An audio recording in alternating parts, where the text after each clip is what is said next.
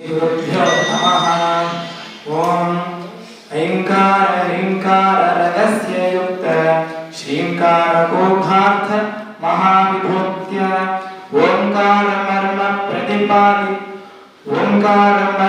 प्रतिपादिनीभ्यां नमो नमः श्री गुरुपादुकाभ्याम्। ओम श्री गुरुभ्यो नमः। रक्तज्वाल जलाधरं शशिधरं रक्तांग तेजोमयं हस्ते शूलकपालपाशदमरगन् लोकस्य रक्षाकरं निर्वाणं शुनवाहनं त्रिनयनं आनन्दकोलाहलं वन्दे भूतपिशाचनाथवडिगं क्षेत्रस्य बालं शिवं। ओं मार्ताण्डभैरवाय नमः। शिवाय திருச்சிற்றம்பலம்। அவனை ஒளிய அமரவும் இல்லை, அவனன்றி செய்யும் மருந்தவம் இல்லை, அவனன்றி மூவரால் ஆவது ஒன்றில்லை, அவனன்றி ஊர் போகுமாறு அடியேனே. சபைக்கு நமஸ்காரம். என் ஆச்சாரியருக்கு நமஸ்காரம். காணொலி மூலமாக பார்த்து கொண்டும் பெரியவர்களுக்கு நமஸ்காரம். என் நண்பர்களுக்கு நமஸ்காரம். இப்பொழுது நான் என்ன தலைப்பு பேச போகிறேன் என்றால், லலிதா சஹஸ்ரநாமத்தோட அர்த்தத்தை நான் பேச போறேன். அந்த லலிதா சஹஸ்ரநாமத்தோட எத்தனை ஸ்லோகத்தோட அர்த்தத்தை நான் சொல்ல போறேன்னா, மொத்தம் முதல் 3 ஸ்லோகத்தோட அர்த்தத்தை நான் சொல்ல போறேன். முதல்ல லலிதா சஹஸ்ரநாமம்னா என்னன்னு பார்த்துருவோம். லலிதானா முதல்ல லலிதானா தேவி, சஹஸ்ரம்னா 1000 நாமங்கள் பெயர்கள். தேவியின் 1000 பெயர்கள் தான் லலிதா சஹஸ்ரநாமம் என்று சொல்கிறாங்க. இப்ப இந்த லலிதா சஹஸ்ரநாமம் எப்படி தோன்றுச்சுன்னு பார்ப்போம். ஒரு முறை அகஸ்தியரும் ஹயகிரீவரும் பேசிக்கொண்டிருக்கும் போது அகஸ்தியர் ஹயகிரீவரை ஒரு நிறைய கேள்வி வைக்கிறாங்க. அது என்னென்ன கேள்வின்னு பார்ப்போம். ஹயகிரீவரிடம் அகஸ்தியர், ஸ்ரீ ஹயகிரீவரே, ஸ்ரீ லலிதா தேவியின் அற்புதமான சரீரத்தை எப்படி தோன்றுச்சு அப்படின்னு கேட்கிறாங்க. அதாவது அம்மா தேவியோட சரீரம் எப்படி தோன்றுச்சு, அவங்க எப்படி அவதாரம் எடுத்தாங்க, அதுக்கப்புறம் எப்படி பட்டாபிஷேகம் ஆனிச்சு, பட்டாபிஷேகமான எப்படி கண்டாசுரனை வதம் பண்ணாங்க, இதெல்லாம் ஒரு கேள்வியா ஹயகிரீவரிடம் அகஸ்தியர் கேட்கிறாரு. அது மட்டும் இல்லாம ஸ்ரீபுரத்தோட பெருமையும் பஞ்சதசாட்சர மந்திரத்தின் மகிமையும் அதன் ஞாசங்களையும் அந்தரியாகம் பகைனியாகம் முதலியவற்றையும் கேட்கிறாங்க. ஹோமம் முதலியவற்றை ஹோமம் செய்யும் முறை எப்படின்னு கேட்கும்போது ஹோம காண்டத்திலும் விளக்கப்படுது. ரகசிய காண்டத்தில் ஸ்ரீ சக்கரம், ஸ்ரீ வித்யையும், ஸ்ரீ தேவியும், ஸ்ரீ குருவும் ஒன்றே என்ற தத்துவத்தில் விளக்கப்படுகிறது. ஸ்தோத்திர காண்டத்தில் பலவிதமான ஸ்தோத்திரங்கள் இருந்தாலும் இந்த லலிதா ஸ்தோத்திரம் மட்டும் ஏன் ரொம்ப மிக சிறப்பாக விளக்கப்படுகிறது என்று ஹயகிரீவரிடம் அகஸ்தியர் கேட்கிறார். அப்போ கேட்கும் பொழுது அகஸ்தியர் கேட்கிறார், இந்த மாதிரி நான் கேள்வி கேட்கிறேன், இதுக்குன்னா நான் கேட்கிற தகுதி இருக்கா இல்லையா, எனக்கு இந்த கேள்வி மட்டும் பூர்த்தி பண்றீங்களான்னு சொல்லி அகஸ்தியர் ஹயகிரீவரிடம் கேட்கிறாரு. அடுத்து இதுக்கு ஹயகிரீவர் பதில் சொல்றாரு. லோகாமுத்ரையின் பதியான அகஸ்தியரே, இது அதிரகசியமானதால் கேட்காமல் கூறுவது சம்பிரதாயம் என்று கூறப்படவில்லை. ஆனா நீ ரொம்ப பக்தியோட கேட்கிறனால உனக்கு நான் இதை நான் சொல்றேன்.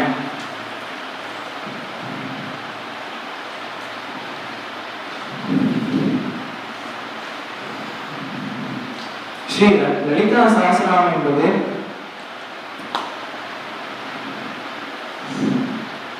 ரொம்ப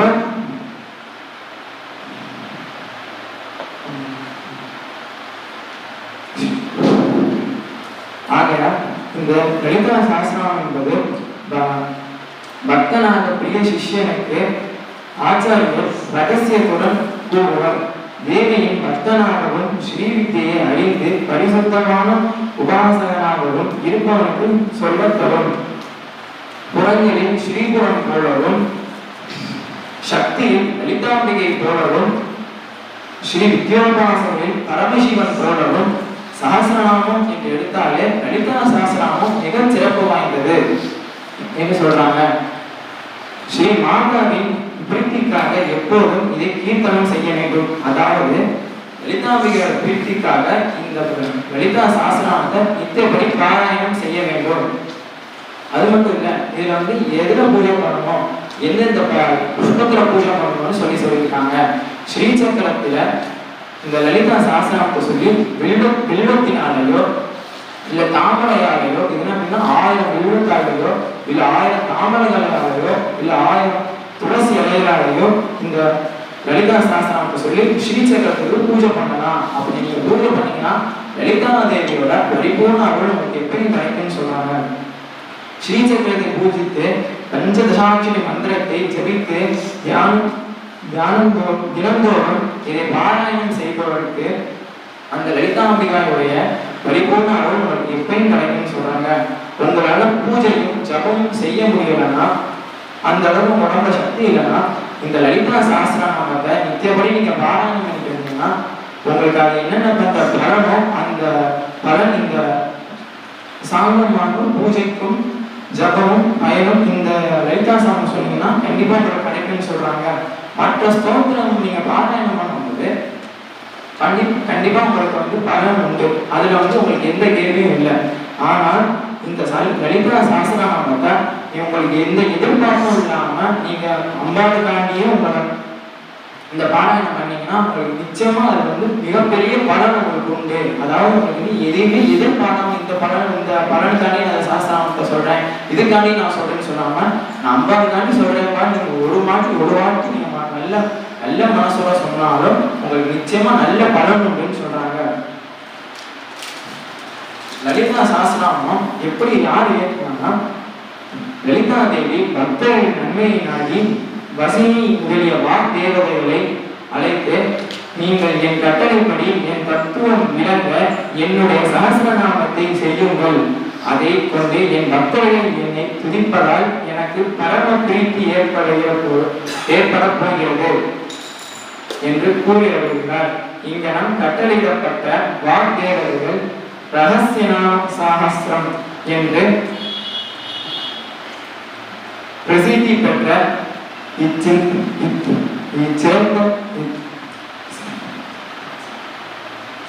இச்சிறந்து வாழ்ந்த ஸ்தோத்திரத்தை இயற்றுகிறார்கள். எல்லா தேவதைகளும் சூழ லலிதா தேவியை இந்த வாக்தேவதை இந்த லலிதா சாஸ்திரத்தை சொல்லி பூஜிப்பனர். அப்போது தேவியானவர் தேவதைகள் அனைவரும் நோக்கி, என் கட்டளையாலேயே இந்த உட்பட்ட ஸ்தோத்திரத்தை வாக்தேவதைகள் நீங்கள் செய்தீர்கள். இதை வைத்து என் பக்தர்கள் யாராக இருந்தாலும் இந்த ஸ்தோத்திரத்தை பாராயணம் செய்தால் அவங்களுக்கு எல்லா காரியமும் சித்தி அடையட்டும் என்று லலிதா தேவி ஆணையிடுகிறார். அதே போல் வாக்தேவதைகளும் அவங்க சொல்லும் எப்படி தொடங்குதுன்னா, ஸ்ரீ லலிதா சஹஸ்ரநாம ஸ்தோத்திரம் அப்படின்னு தொடங்கி மொத்தம் இதை வந்து ஒவ்வொரு இதுவா பிரிச்சிருக்காங்க. எப்படின்னா, முதல் 3 ஸ்லோகத்துக்கு அர்த்தமா ஸ்ரீ மாதாவின் அவதாரம் சொல்றாங்க. அந்த 3 ஸ்லோகத்திலேயே மொத்தம் எத்தனை நாமங்கள் இருக்குன்னா 12 நாமங்கள் இருக்கு. அது என்னன்னு இப்ப நம்ம பார்ப்போம். ஸ்லோகத்தை நம்ம பார்க்கிறோம். ஓம் ஸ்ரீ மாதா ஸ்ரீ மகாராஜ்ஞி ஸ்ரீமத் சிம்ஹாசனேஸ்வரி चिदग्निकुण्ड सम्भूता देवकार्य समुद्यता उद्यद्भानु सहस्राभ्य चतुर्बाह समन्विता रागस्वरूपकाशाभ्य क्रोधाकाराङ्कुशोज्ज्वला मनोरूपेक्षुगोदण्डा कन्दकर्णाप्रसायका विचारुण प्रभापूर्ण ब्रह्माण्डमण्डला. அப்படின்னு இந்த 3 ஸ்லோகத்துக்கும் அர்த்தம் ஒரே இதுதான். ஸ்ரீமாதாவின் அவதாரம். இந்த 3 ஸ்லோகத்துல வந்து அம்பாள் எப்படி அவதாரம் இருக்காங்கன்னு சொல்றாங்க. இப்ப நான் ஸ்லோகத்தை சொல்றேன். இதுல எத்தனை நாமாவளிகள் இருக்குன்னா மொத்தம் 12 நாமாவளிகள் இருக்கு. 12 நாமாவளிகள் இருக்கு. அது என்னன்னு இப்ப பார்ப்போம். ஓம் ஸ்ரீ மாத்ரே நமஹ, ஓம் ஸ்ரீ மகாராஜ்ஞி நமஹ, ஓம் ஸ்ரீமத் சிம்ஹாசனேஸ்வரியே நமஹ, ஓம் சிதக்னிகுண்ட சம்பூதாயை நமஹ, ஓம் தேவதாரி சமுத்யதாயை நமஹ, ஓம் உத்யத்பானு சஹஸ்ராபாயை நமஹ, ஓம் சதுர்பாஹு சமன்விதாயை நமஹ, ஓம் ராகஸ்வரூப பாஷாத்யாயை நமஹ, ஓம் क्रोधाकार अंकुशोज्ज्वलायै नमः,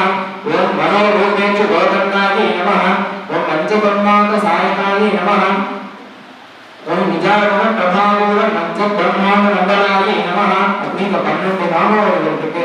இப்ப நான் இதுக்கு முன்னாடி சொன்ன ஸ்லோகத்தோட அர்த்தத்தை பார்ப்போம். ஸ்ரீமாதாவின் அவதாரம், அதாவது இந்த 3 ஸ்லோகத்தோட அர்த்தம்னா ஸ்ரீமாதாவின் அவதாரம் சொல்றாங்க. பரமசிவனுடைய நெற்றிக்கண்ணிலிருந்து பக்த கோபாகினியால் காமதேவன் சாம்பலாகினான்.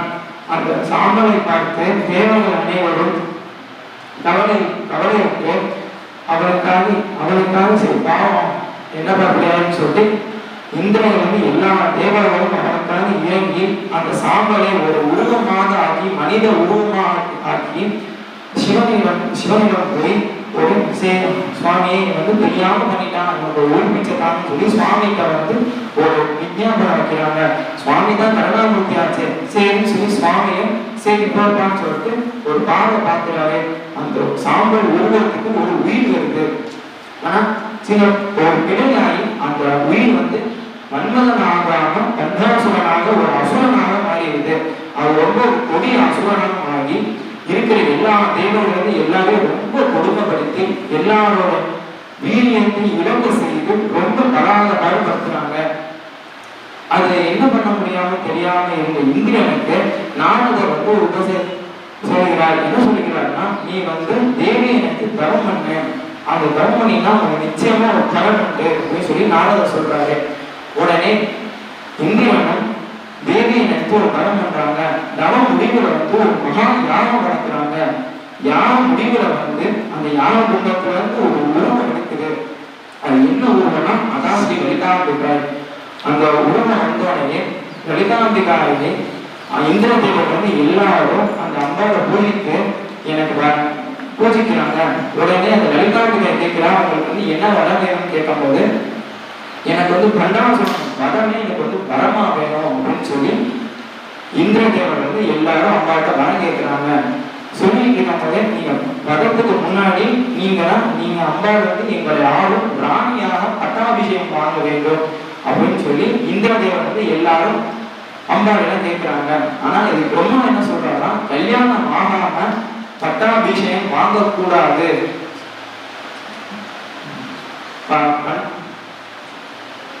பட்டாபிஷேகம் வாங்கக்கூடாதுன்னு சொல்லி பிரம்மா சொல்லிக்கிறார். இப்ப நம்ம சிவாச்சாரியத்துக்கு ஒரு இது இருக்கு பாத்தீங்களா, கல்யாணம் ஆகாம ஆச்சாரியம் வாங்கக்கூடாதுன்னு. அந்த மாதிரி அதுவும் பட்டாபிஷேகம் கல்யாணம் ஆகாம வாங்கக்கூடாதுன்னு சொல்றாங்க. உடனே அம்பாளிடம் பிரார்த்தனை வைக்கிறாங்க இந்திரலோகத்துல எல்லாரும். சரின்னு சொல்லி அம்பாளும் சுவாமியை மனம் முடிச்சுக்கிறாங்க. சுவாமியும் சரி நீங்க சொல்றதுக்கு நான் ஏற்றுக்கேன்னு சொல்லி சுவாமி அம்பாளுக்கு திருமணம் செஞ்சுக்கிறாங்க.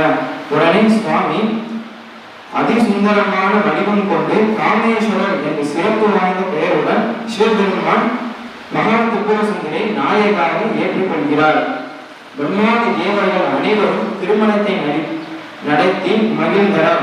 அவர்களுக்கு சாம்ராஜ்ய பட்டாபிஷேகம் செய்துவிட்டு அளவில்லா மகிழ்ந்தனர். அவர்களுக்கு வாசஸ்தலமாக மேருவின் உச்சியில் ஸ்ரீநகரம் என்னும் ராஜதானியை மேருமலை ஸ்ரீபுரம் என்ற நகரத்தையே அவங்களுக்கு கொடுத்துட்டாங்க. அதுக்கப்புறம் இந்திரலோகத்தோட எல்லாம் கேட்ட வரத்தை பூர்த்தி செய்வதற்காண்டி மேருமலை இருக்க எல்லா தேவதைகளையும் கூட்டிட்டு போய் அம்பாளுக்கு அவங்களோட வதம் பண்றான். அதே மாதிரி அந்த பண்டாசுரனை வதம் பண்ணி அந்த பண்டாசுரனை திரும்பி மன்மதனாகவே மாத்துறாங்க.